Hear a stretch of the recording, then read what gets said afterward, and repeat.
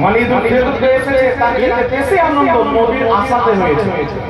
ঈদুল আযহা এসেছে তার চাইতে বেশি আনন্দ নবীর আগমনে হয়েছে। খুশির দিন হয়েছে, যা আমাদের ঈদ হয়েছে, এই রকম ঈদ মদিনাতে কোনোদিন হয়নি, কিয়ামত পর্যন্ত হবে না। তাহলে বোঝা গেল মক্কা থেকে নবী যদি মদিনা আসে, মদিনা আমাদের জন্য সেটা সর্বশ্রেষ্ঠ ঈদ। তো যে নবী মুস্তাফা আল্লাহর নিকট হতে আমাদের নিকটে এসেছে, সেই দিন হচ্ছে সর্বশ্রেষ্ঠ দিন।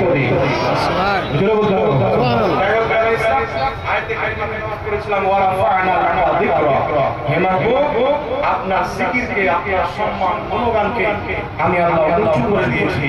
নবী পাকের সম্মান উঁচু ছিল, আছে, কিয়ামত পর্যন্ত থাকবে।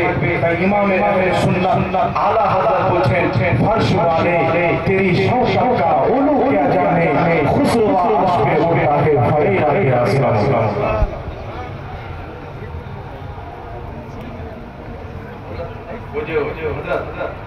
और तो हेलो हेलो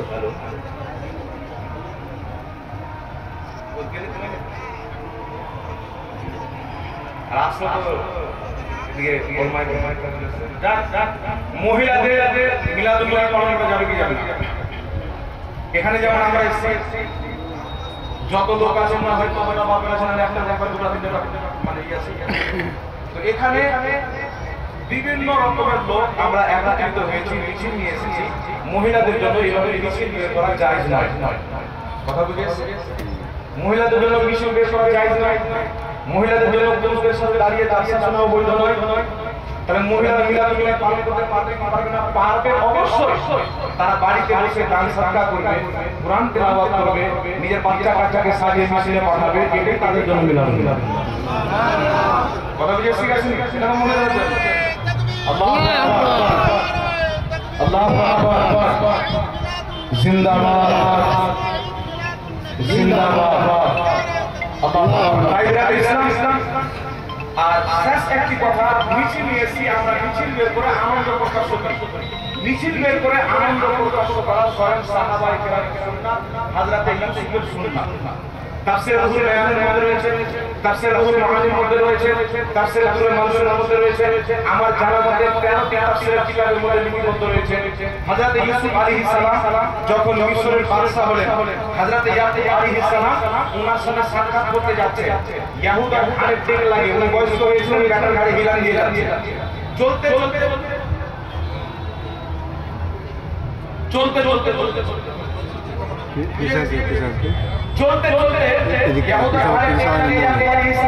চলতে দেখছে অনেকগুলো লোক বড় বড় পতাকা নিয়ে সাওয়ারিতে সাওয়ার হয়ে চলে আসছে। ইয়াকুব আলাইহিস সালামের জামাতা ইয়াহুদা, এগুলো সব ফিরআউনের রাজনীতি। হযরত ইয়াকুব আলাইহিস সালামের ছেলে ইয়াহুদা বলছে যে না, আপনি যে আপনার ছেলে ইউসুফের সাথে সাক্ষাৎ করতে আসছেন, আপনার ছেলে ইউসুফ আমন্ত্রিত হয়ে আপনার ওয়েলকামের জন্য 4000 সৈনিককে নিয়ে মিছিল বের করেছে। এমনি সমাজে জিবের নাম নবগ্রাম করলেন, বলছেন অবাক হওয়ার নবী ইয়াকুব আলাইহিস সালাম, শুধু আপনার ছেলের মিছিল দেখে অবাক হওয়ার কিছু নয়। একবার আকাশের দিকে তাকান, আমি জিবরিল আল্লাহর হুকুমে কোটি কোটি ফেরেশতা নিয়ে আকাশে মিছিল করছি। তাহলে মিছিল বের করে আনন্দ প্রকাশ করা, আল্লাহর শুকরিয়া আদায় করা স্বয়ং ইয়াকুব ইউসুফ আলাইহিস সালামের সুন্নাত, কোটি কোটি ফেরেশতাদের সুন্নাত। সাহাবা সুন্নাত কি করে? নবী আমার মক্কা থেকে হিজরত করে মদিনা গিয়েছিলেন, তারিখ ছিল রবিউল আউয়াল মাসের 12 তারিখ। এই তারিখে মক্কা থেকে হিজরত করে আমার নবী মদিনা যাচ্ছে। সাহাবী রাসূল বলছে, ফাসাইদা রিজাল ওয়ান নিসা ফাওকাল বুয়ুত তাফারাকাল গিলমান ওয়া ফুতামু ফিল দুরুত ইউনাদুনা ইয়া মুহাম্মদ ইয়া রাসূলুল্লাহ, ইয়া মুহাম্মদ ইয়া রাসূলুল্লাহ, লেহকে বলিয়ে ইয়া রাসূলুল্লাহ। সাহাবী রাসূল বলছে, মহিলারা ছাদের উপরে পানির দরজায় দাঁড়িয়ে আছে, বাচ্চারা গোলামেরা পুরুষেরা রাস্তাতে মিছিল বের করেছে। সবার সামনে একটাই স্লোগান ছিল, ইয়া মুহাম্মদ ইয়া রাসূলুল্লাহ, ইয়া মুহাম্মদ ইয়া রাসূলুল্লাহ। আর বাচ্চা বাচ্চা ছেলেরা নবীর নাম করতে ছিল, ওয়ালা আল ফজরু আলাইনা মিন ফানিয়াতিল বিদাই ওয়াজাবা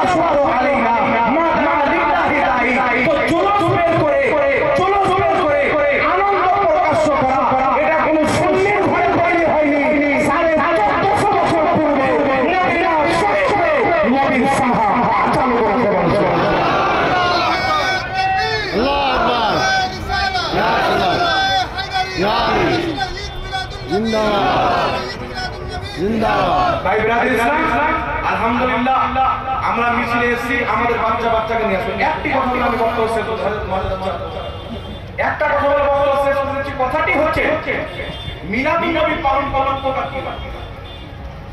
মিলাদুন নবী পালন করলে নিজের বাচ্চাকে মিছিলে নিয়ে গিয়ে নবী মিলাদ পড়ালে উপকার কি হবে? একটা কথা আসলে বলে দাও। শুনেন, যারা মিলাদুন নবীর বিরোধিতা করে তাদের সন্তানরা স্কুল কলেজে চাইলে জায়গায় বলে নবী মরে মাটির সাথে মিশে গেছে। যারা মিলাদুন নবীর বিরোধিতা করে তাদের সন্তানরা বলে যে নবী পাক সাল্লাল্লাহু আলাইহি ওয়াসাল্লাম মরে শেষ হয়ে গেছে।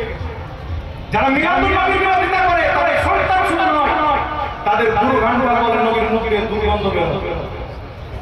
সাহাবা বলেন বুখারী মুসলিমের হাদিস, নবীর ঘামে খুশবু বের হতো, যে রাস্তায় চলে যেতেন ওই রাস্তাতে খুশবু বের হবে। আর মিলাদুন নবীর বিরোধিতা করলে আল্লাহ বলেছেন নবীর মুখে দুর্গন্ধ বের হবে। মিলাদুন নবীর বিরোধিতা করলে আল্লাহ বলেছে নবী কিয়ামতে নিজের ফেরফার করে তাকিয়ে থাকে, আমার নেকির পাল্লা ভারী হচ্ছে, গুনাহের পাল্লা ভারী হচ্ছে।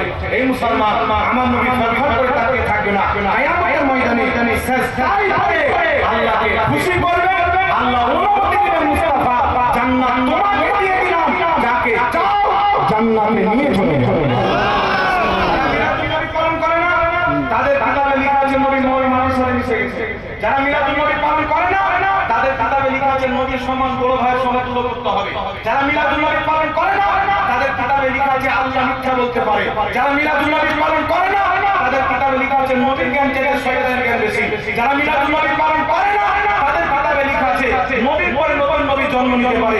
মিলাদুন নবীর ফায়দা হলো, আল্লাহর কসম খেয়ে বলি, শরীরের বাচ্চা জানে আমার আল্লাহ মিথ্যা বলতে পারে না, আমার নবীর পরে নবী হতে পারে না, আমার নবীর সমান বড় ভাইয়ের মতো না। নবীর কদমে পিতা কুরবান হয়ে যায়, মাতা কুরবান হয়ে যায়, আত্মীয় স্বজন কুরবান হয়ে যায়।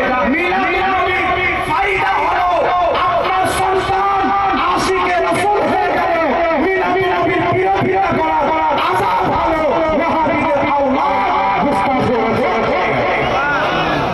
আশিকে রাসূল হতে চাইলে সন্তানকে নবীর সঠিক আকীদা শিখাতে হলে, নবীর বেয়াদবি থেকে বাঁচাতে হলে মিলাদুন নবী পালন করতে হবে, জুলুস বের করতে হবে। যাই হোক,